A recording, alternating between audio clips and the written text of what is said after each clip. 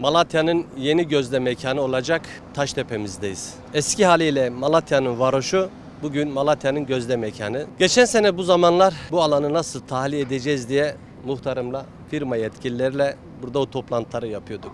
Kaç ev çıkmadı, kaç tanesi kaldı, kaç tanesini depolara taşıyacağız, kaç tanesi konteynere gidecek, kaç tanesi kiralık ev buldu.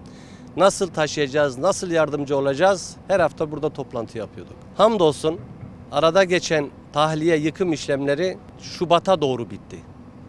Geçen sene bu arada haftalık burada toplantı yapıyorduk tahliye için. Hamdolsun bugün 10 ay içerisinde sizler de binaları görüyorsunuz. Boyalar dahi bitti.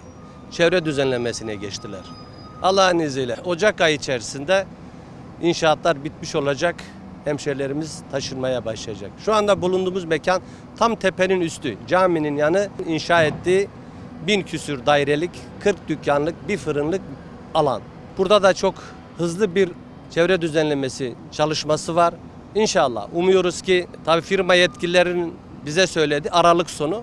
Biz Ocak diyoruz inşallah. Hemşehrilerimize burada müjdeyi verelim.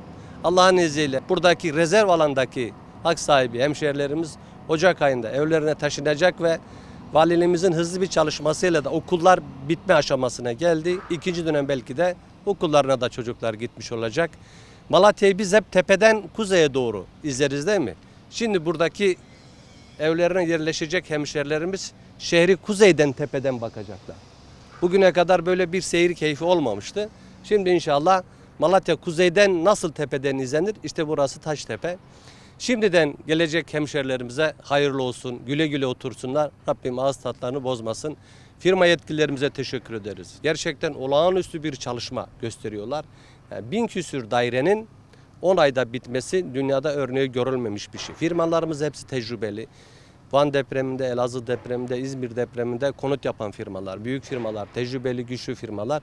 Kendilerine de teşekkür ederim. Kazasız belasız işlerini bitirmesini diliyorum.